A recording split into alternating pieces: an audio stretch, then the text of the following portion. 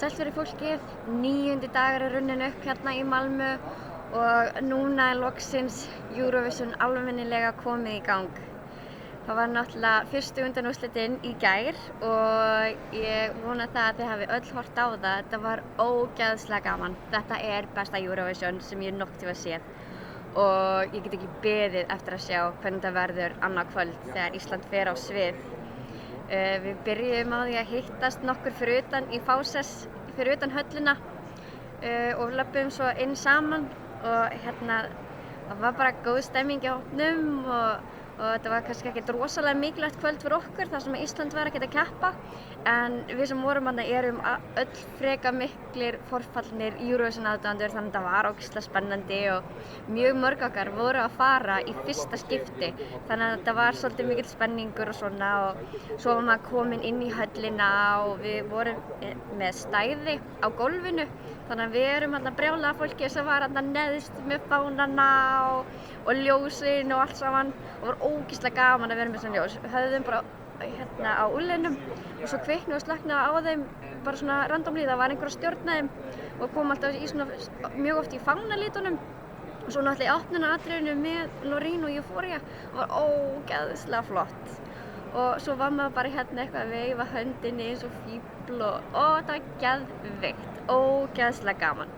Svo fengum við líka eiga armböndin eftir á, það er nú ekki slæmt en það var ógeðslega gaman að vera í höllinni og það var svo mikil stemming og það var svona mismikil stemming eftir lögum. Ég veit ekki alveg hvort að það kom í ljós í sjónvarpinu þar sem ég er ekki búin að sjá það og það var líka svolítið skrítið að þegar maður var í höllinni að það heyrði maður ekkert í Felix þannig að ég hef ekki ennþá hugmynd hvernig hann stóð sig en mér skilst hann hafa nú bara staðið sig vel og ég vona það innilega og að því að hann er bara búinn að vera mjög skemmtilegur hérna úti og ég vona að það hafi skilað sér áfram til ykkar í gær en ég væri rosalega til í að þið myndu skrifa í kommentum hvað ykkur fannst. Það eru náttúrulega nokkrir hlutir sem eru svona upp og ofan til dæmis eins og er Danmörk að fara að vinna? Vorum við að horfa á sigurperformanceið í gær eða er eitthvað annað lag að fara að slá í gegn? Hvað fannst ykkur Holland til dæmis? Holland og Danmörk af öllum löndum fengu langmest klappa inn í höllinni. Það bara töpuðu sér allir yfir báðum þessum lögum og stemmingin var brjáluð. En það voru líka alveg nokkur lönd önnur sem voru að fá góða stemmingu, til dæmis eins og Ísland fékk mjög góða stemmingu í salnum og hún var lag sem eiginlega enginn bjóst við að kæmist áfram en svo komst hún í úrslit og það bara aldrei að vita nema hafi einmitt verið. Það var svo mikill góður andi inn í höllinni og maður sá alveg að henni leið svo vel á sviðinu í framhaldinu af því. Hún hefur ekki alveg verið svona góð á æfingum áður en þarna alveg blómstraði hún og hvort að það ekki bara skilaði henni áfram í úrslitin. Síðan kom litháenski strákurinn öllum og óvart.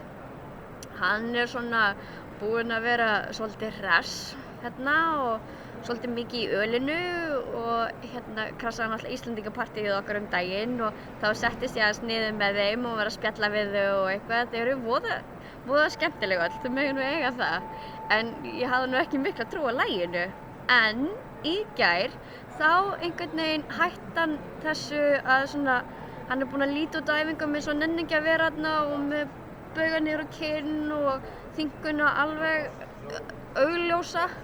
En í gær þá bara kveikti hann á sjarmanum og var kominn með blik í auga og ég veit ekki hvað og hvort að það hafi verið það sem að skila honum áfram. Það allavega bjóst enginn við því að hann færi áfram.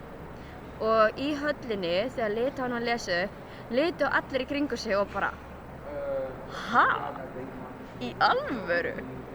En það gerist og bara ég óskaði Litháum til hamingju með þessi óvæntu úrslit en því miður að þá þýðir það líka að Serbía komst ekki áfram sem er kannski mögulega út af þessum undarlegu búningum nammilands, ávaxtakorfu, hvað sem á að kalla þetta búningar. Hvað fannst ykkur eiginlega það? Og hvað fannst ykkur risann frá Úkraínu? Fannst ykkur þetta sniðugt eða fannst ykkur þetta ótrúlega hallærislegt? Í alvöru? Og trommararnir frá Írlandi, þeir eru æði. Þeir líka dönsuðu riverdans fyrir okkur daginn, þannig að þeir geta ýmislegt fyrir sér. Þeir eru alveg búin að vera að gera góða hluti hérna úti og eru mikið eltir af aðdáendunum, kannski ekki að ástæðulausu. En það sem við vorum á gólfinu og það sem ég ekkert rosalega hávaxin, að þá var svolítið erfitt fyrir mig að sjá, ótrúlegt en satt. Og ég held ég hafi horft á kristallana efst í örugglega meiri hlutina af kvöldinu og voða lítið annað og ég kom með geðveikar harspyrur í kálfana af því ég var alltaf að reyna að standa á tánum og svona reyna að mjaka mig fram og svona reyna að sjá í eitthvað á sviðinu. Það svona gekk upp og ofan, en svo var einn strákurinn, íslenski strákurinn, hann var svo mikill öðlingur að hann skellti mér upp á axlirnar á sér fyrir belgíska lagið af því ég er svo skotin í því og þá fékk ég loksins að sjá eitthvað almennilega og þá alveg sá ég yfir allt og þá var ég alveg langhæst af öllum á gólfinu og ef að myndavélarnar hefðu farið í þá átt þá hefði átt mjög auðvelt með að sjá mig. En þetta var bara ógeðslega gaman að vera þarna inni, það var geðveik stemming og þegar Holland var lesið upp úr seinasta umslaginu, stemmingin var rafmögnuð og þá var allir bara Holland, þið hljótið að hafa heyrt það. Þetta var svo hátt, fólki var svo glumd í höllinni, það getur ekki annað verið nema þið hafi heyrt þetta í sjónvarpinu. Það var alveg eins og Ísland í undanúrslitunum 2009, það var nákvæmlega sami fílingur. En ég er samt ótrúlega glöð fyrir þeirra hönd að þeir komist áfram og fyrir Belgíu, það er nú ekkert algengt að þeir komist upp úr riðlunum heldur og Litáin náttúrulega, þetta eru lönd sem komast ekkert alltaf upp og Holland kemst aldrei upp, þetta er í fyrsta skipti sem þeir komast upp, þannig að þeir eru bara vel að þessu komnir. Síðan voru svona the usual suspects annað líka og náttúrulega Úkraína og Moldavía komast eiginlega alltaf áfram og Rússland og Danmörk yfirleitt alltaf líka svona í seinni tíð og Írland líka.